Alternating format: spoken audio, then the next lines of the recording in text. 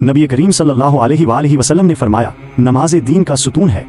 जिसने उसे कायम किया उसने दीन को कायम किया, और जिसने उसे छोड़ दिया उसने दीन को गिरा दिया। आप सल्लल्लाहु अलैहि वसल्लम ने फरमाया, क़यामत के दिन सबसे पहले जिस चीज का हिसाब लिया जाएगा वो नमाज है। एक और हदीस में है, नमाज जन्नत की कुंजी है। नबी अकरम सल्लल्लाहु अलैहि वसल्लम ने फरमाया, बहुत से लोग नमाज पढ़ते हैं मगर उन्हें उनकी नमाज से सिर्फ इतनी ही चीज मिलती है जितनी कि उनकी नमाज में दिल की हाजिरी होती है। हजरत अबू हुरैरा रज़ी अल्लाह अन्हु से रिवायत है कि रसूलुल्लाह सल्लल्लाहु अलैहि वसल्लम ने फरमाया, अगर किसी के दरवाजे के सामने एक नहर हो और वो उसमें रोजाना 5 बार गुस्ल करे तो क्या उसके जिस्म पर कुछ मेल कुचैल बाकी रहेगा?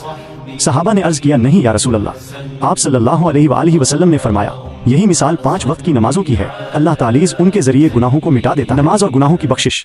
आप सल्लल्लाहु अलैहि वसल्लम ने फरमाया, जब कोई मुसलमान वुजू करता है और अच्छी तरह वुजू करता है फिर नमाज अदा करता है तो उसके छोटे गुनाह माफ कर दिए जाते हैं जब तक कि वो बड़े गुनाहों से बचता रहे। इस हदीस का मतलब ये है कि जिस तरह किसी इमारत को खड़ा करने के लिए सुतून जरूरी होता है, इसी तरह इस्लाम की इमारत को कायम रखने के लिए नमाज सबसे अहम चीज है। अगर नमाज न हो तो इस्लाम की बुनियाद कमजोर हो जाती है और इसका पूरा निजाम बिखर सकता है।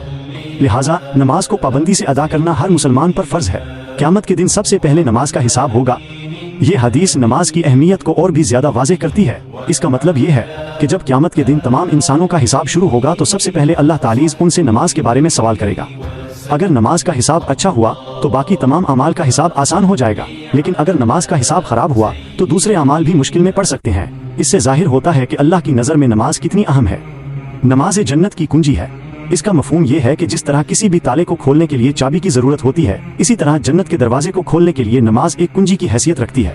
जो शख्स दुनिया में नमाज की पाबंदी करता है उसके लिए जन्नत के दरवाजे खुल जाते हैं और वो अल्लाह की रजा हासिल कर लेता है।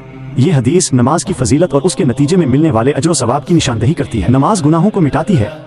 ये हदीस नमाज को गुनाहों के लिए एक ऐसी दवा करार देती है जो उन्हें धो देती है। जिस तरह कोई शख्स रोजाना 5 मरतबा नहर में नहाए तो उसके जिस्म पर कोई मेल कुचैल नहीं रहता, इसी तरह जब कोई मोमिन 5 वक्त की नमाजें अदा करता है तो अल्लाह उसके छोटे गुनाहों को माफ कर देता है।